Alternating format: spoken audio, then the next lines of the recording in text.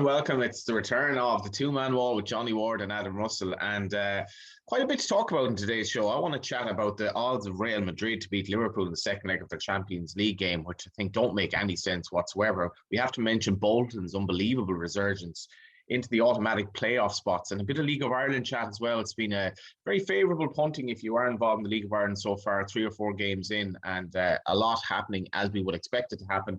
And a lot happening, Adam, on the VAR front, as unfortunately we're going to expect it to happen. Now, you really do hate VAR. You almost hate it, I think, as much as I do. You want to talk about that Jude Bellingham howler from the other night as well, which, I don't know, just...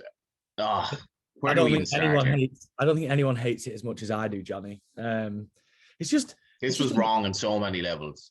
Yeah, and this was the first one where I've kind of called foul a bit, where I've been a bit like, okay, well, not only has VAR made the wrong decision, but the proper protocols weren't followed in terms to arrive at the correct decision. Obviously, whether you think it was a foul by Bellingham or not, which it obviously wasn't, the referee should have let the play go on until he put the ball in the net, which obviously would have given VAR a chance to overturn the decision. But by blowing up early, he's taken away the chance for the technology to do what it's there to do. And ultimately, it might cost Borussia Dortmund a place in a Champions League semi-final. Obviously, at that time it was 1-0 to City. It would have been 1-1. They obviously did go on and grab that away goal, but we know how important those away goals can be in the Champions League. So to have one chalked off like that must really, really sting for them, and it is unfortunate. Yeah, on that Liverpool-Real Madrid game, so Liverpool obviously lost 3-1. Defensively, they're just making all these mistakes that they didn't when Van Dijk was playing. I can't see why Real Madrid are 14-5, right? So the fact that the game is in Anfield, to me, is borderline irrelevant. These behind closed... Liverpool have a terrible record at Anfield this season anyway. So Real Madrid, obviously they're 14-5 because they can lose the game by a goal, they can draw the game and they still qualify, but it doesn't really work like that. Liverpool are so vulnerable defensively now that Real Madrid, I'm not sure, I think they might have even a couple of players maybe back as well. I don't know if Ramos going to be back, but they'll probably be well able to create a lot of chances. 14-5 to beat Liverpool. That's a bit of an early shout, but it is a price I like, and I'm going to give one in the League of Ireland as well. What do you want to get off your chest this week? Well, I think, yeah, like you said, I think Liverpool were very vulnerable defensively against Real, particularly in the first half. Trent and Kabach were just completely unable to deal with those quick balls over the top, which obviously we saw led to that first Vinicius goal, which obviously what a pass from Toni Kroos. But that ball into the channels, turning them early, making the most of the space that the fullbacks were leaving behind was just really, really threatening. And like you say, they'll likely have Eden Hazard back for the second leg as well. So if you thought they struggled against, the likes of Vinicius and Benzema, wait until you add Eden Hazard back into that mix. So yeah, I think 14-5 for Real is a very good price. Like you say, home advantage really means nothing at the minute. Did you see Anthem of City and Dortmund?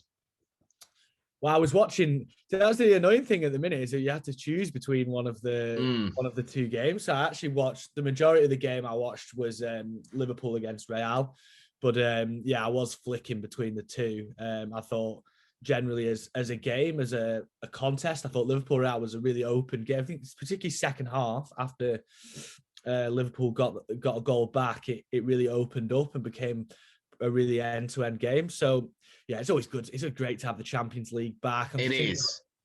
It did seem a little bit surprising how many chances Man City did cough up, because Dortmund they do score a lot of goals, but they've had a poor enough season in the league, and City were kind of clinging on to a 2-1 victory. Now they're still 4-6 to win the away tie, but obviously a lot of emphasis on Haaland here, and I do love the tug of war as to where he might go, and will he suit Pep Guardiola? I'd kind of like to see him go to Man United for some reason, but it's going to be fascinating.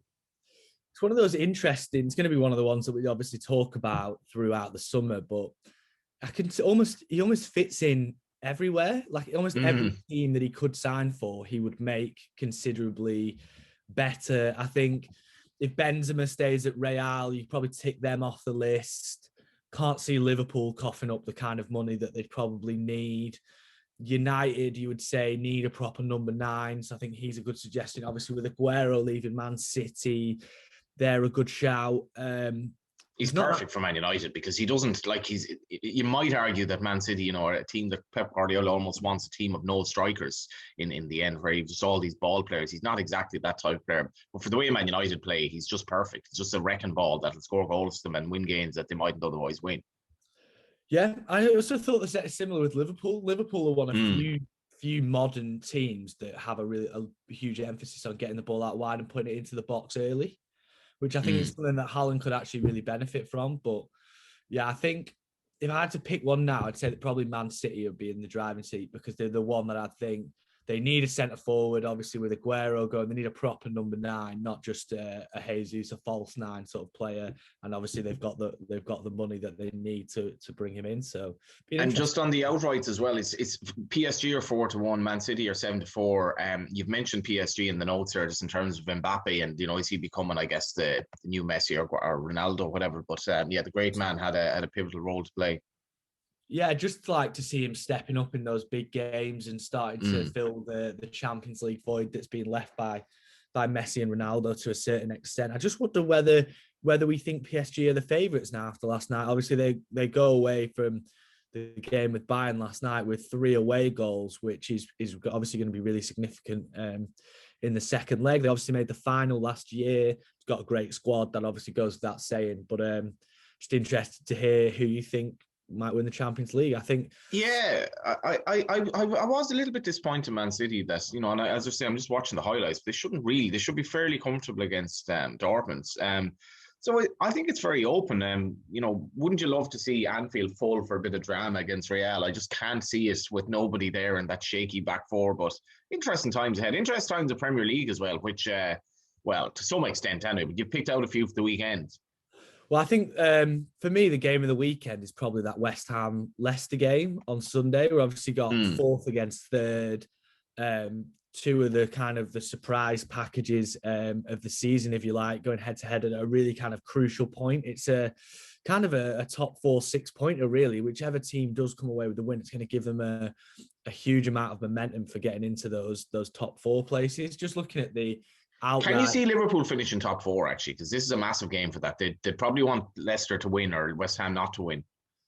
I think a draw would probably be the perfect result for Liverpool. But yeah, I can see them finishing top 4. I'd say looking at this West Ham Leicester game, what I think makes it really interesting is that my brain tells me that only one of them is going to finish in the top 4, not both.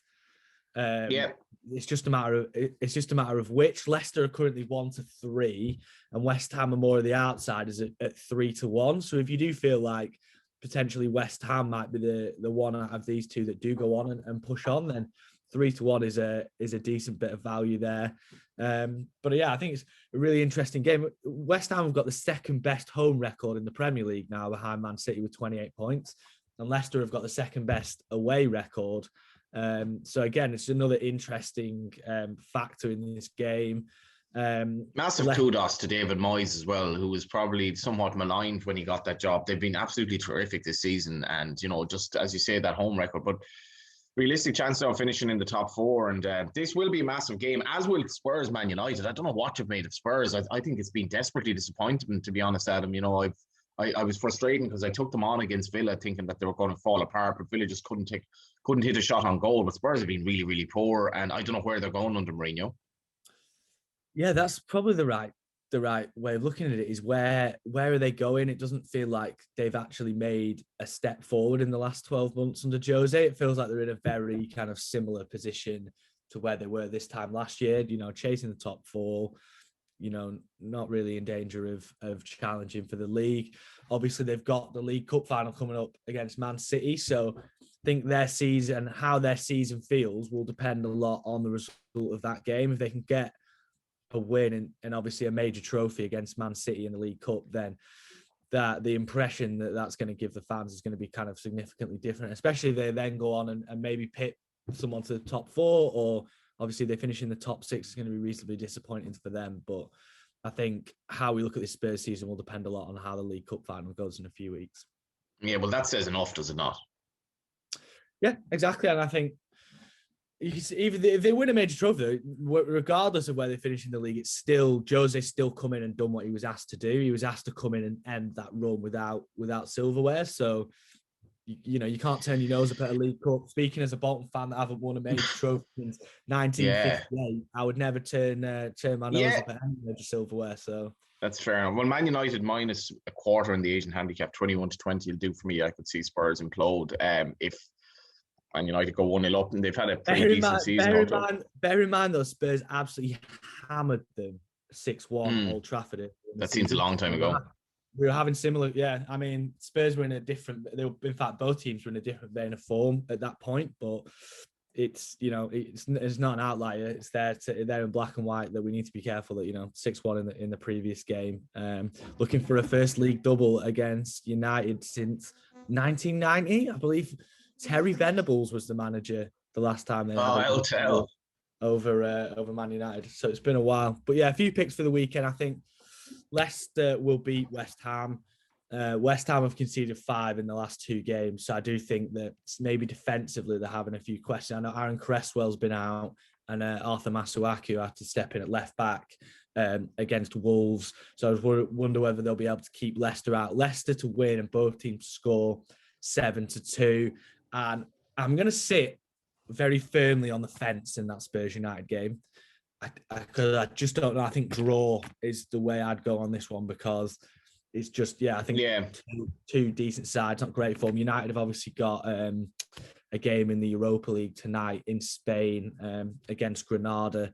So the impact, of traveling and things like that, what impact that might have on the game remains unseen. So I think maybe stick with the draw in that one. Yeah, my bet of the week of those fixtures is Real Madrid at 14-5, but double it up at St. Patrick's Athletic to beat Derry at 13-20 in the League of Ireland on Friday evening. So St. Patrick's were our selection in that anti-post video that we did. They've made a good start, albeit they're probably going to struggle a bit to beat Shamrock Rovers. But that's pretty much it, Adam. Yeah, just one more to mention on. We've got a trader challenge this week. 6 games to choose from once again. If you can beat our traders, we'll give you a £10 free bet, and the best selection will win a £200 free bet. We've obviously got the Masters, which kicks off today from Augusta. We've got a host of specials, birdie or better specials included with Star Sports. And check out Star Sports all over the place offer for the Grand National on Saturday too. Yeah, loads of specials on the website and loads of video content as well to look forward to if you want a selection in the Masters, if you want something in the National, or if you want to have a winner in the football this weekend and follow Bolton all the way to League One, it looks like, Adam. Well, we almost made it a full. I wasn't going to bring it up, but we almost made a full episode without talking about Bolton. But we did actually lose. We did lost for the first time in 15 at the weekend. So just halted that momentum a little bit. But I'd still think we probably are still in pole position to qualify automatically. But at least it's in our hands now. Whereas earlier in the season we were relying on other teams. So looking much better than it was maybe a few months ago. Whatever about your Barnett. That was Adam Russell, and this is Johnny Ward, and that was the 2-man wall. We shall chat to you next week.